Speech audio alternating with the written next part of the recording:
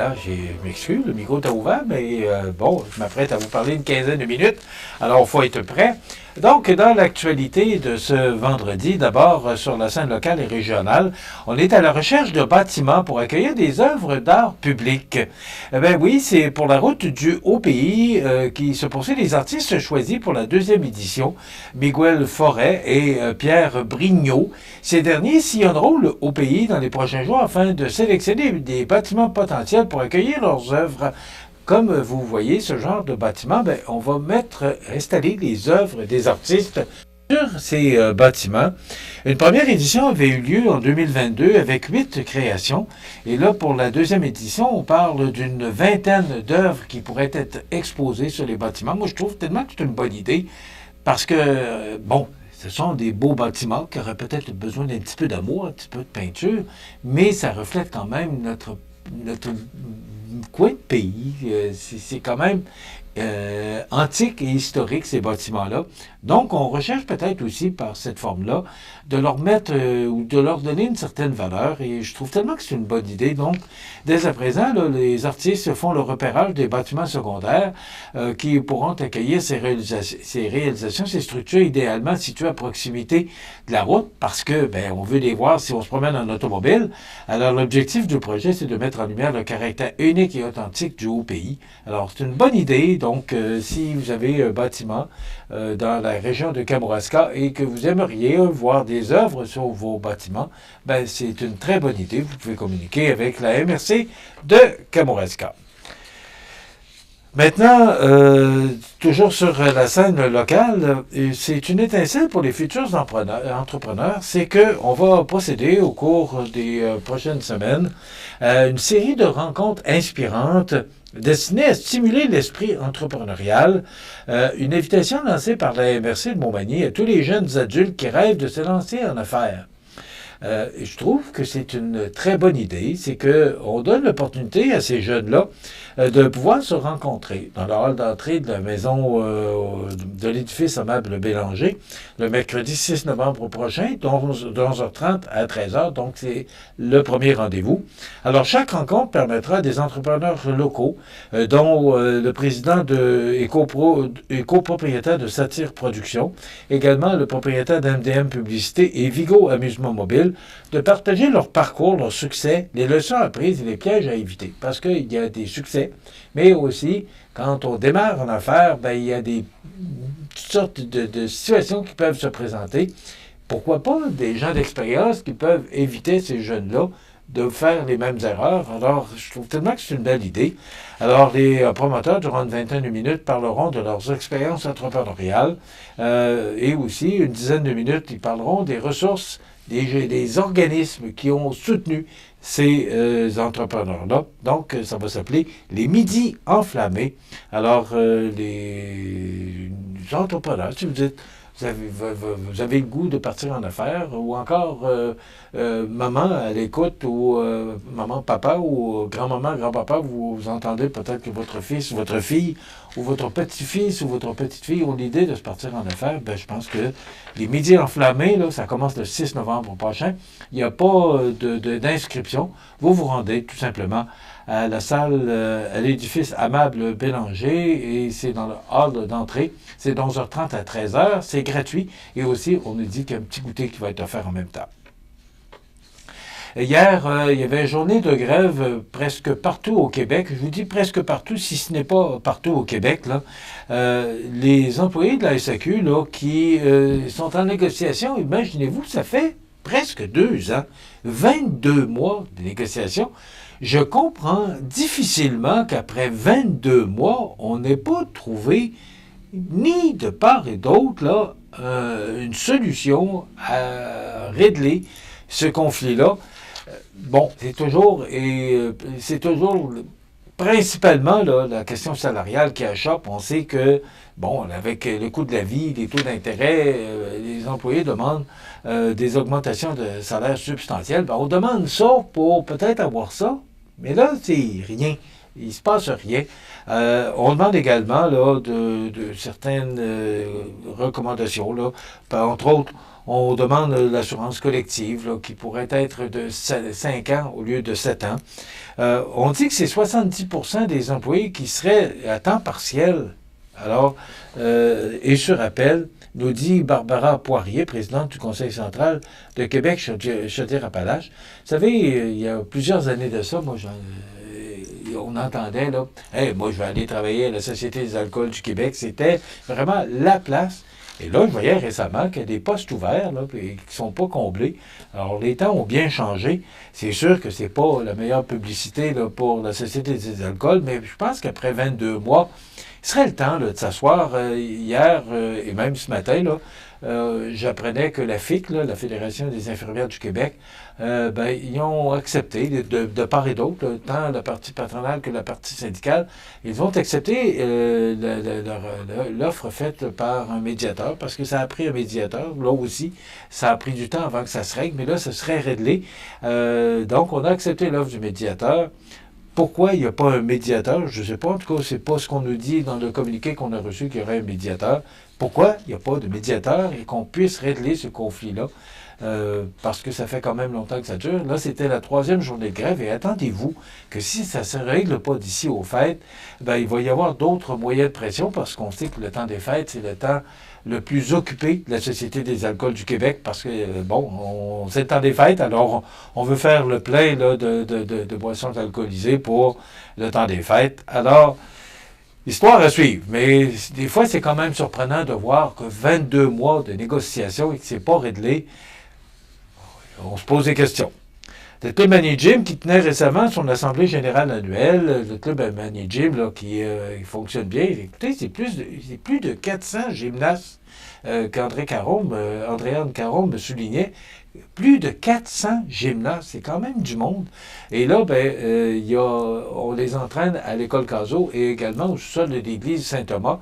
Mais là, avec le projet qui va se réaliser, on l'espère d'ici quelques temps, du complexe sportif, culturel et en santé durable, on va pouvoir mettre tout ce monde-là ensemble. Mais pour le Club Mani Gym, ils vont participer à la réalisation de ce projet-là. Donc, on a besoin de bras pour pouvoir accomplir ce grand projet, mais aussi pour que ce club-là continue à bien fonctionner quand même.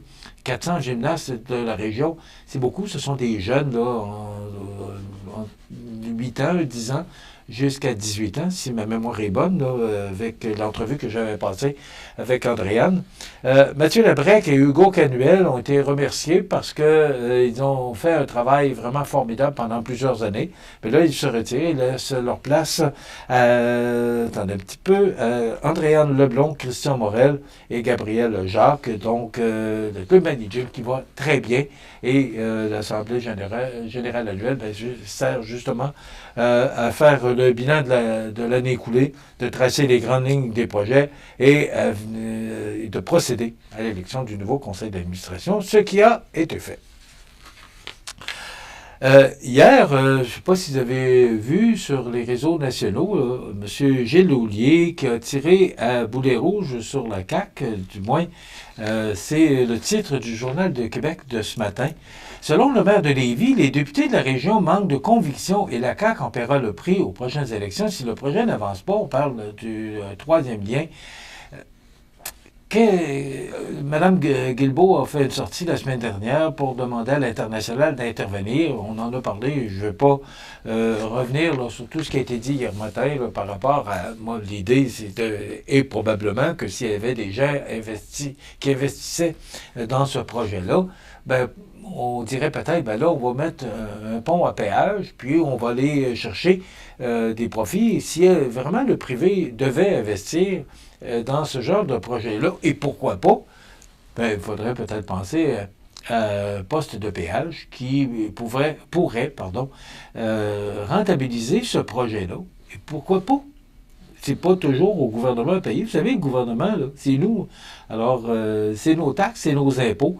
Alors, pourquoi pas chercher des investisseurs? Là, on demande à l'international d'investir, mais pourquoi pas des investisseurs du Québec? Parce qu'il y en a qui sont capables d'investir dans un tel projet. Mais on leur présente un projet avec un poste de péage qui rentabiliserait ce projet-là. Et probablement que ça ferait longtemps qu'il serait réalisé ou que la pelletée de terre aurait été faite. Alors, excédé par les tergiversations sur le troisième lien, le maire de Lévis est allé d'une attaque virulente contre la CAQ, affirmant que ses députés manquaient de conviction et paieraient le prix aux prochaines élections si le projet n'avançait pas. Donc, M. Lehouillier, là, qui se fait l'ardent défenseur de ce projet-là, on sait aussi que le projet de tramway là, qui traîne en longueur, on devait apprendre ou entendre de nouvelles informations à ce sujet-là au cours des derniers jours, ce qui n'a pas été fait. Et on sait qu'il y a un projet d'1 milliard, là, la tête des ponts, qui a été abandonné parce que, justement, le tcha-tcha, la danse de tcha-tcha que fait actuellement le gouvernement par rapport à ce projet-là, ben, les investisseurs ont dit, ben là, on va mettre ça sur pause, on se retire. Parce qu'on va voir si ce projet-là va se réaliser. Et si oui, ben peut-être qu'on va revenir avec un projet de... Écoutez, 1 milliard, c'est quand même un gros projet. Puis aussi, ben, pendant tout ce temps, il y a eu l'inflation, il y a eu les taux d'intérêt qui ont augmenté. En passant, mercredi prochain, il y aura une annonce de la Banque du Canada. On sait que le taux d'inflation, là, la Banque du Canada recherchait à atteindre 2 %. Et là, on est à 1,6 %. Donc, il faut s'attendre à ce que la Banque du Canada abaisse son taux, au moins d'un quart, mais certains spécialistes parlent que ça pourrait même aller à 1,5 %. Et il va y avoir aussi une autre présentation, mais il me semble que c'est le 6 décembre que la Banque du Canada va faire une autre présentation, une autre annonce par rapport au taux de la Banque du Canada. Donc, on va espérer que ça se poursuive parce que ça va aider grandement notre économie québécoise d'abord et canadienne ensuite.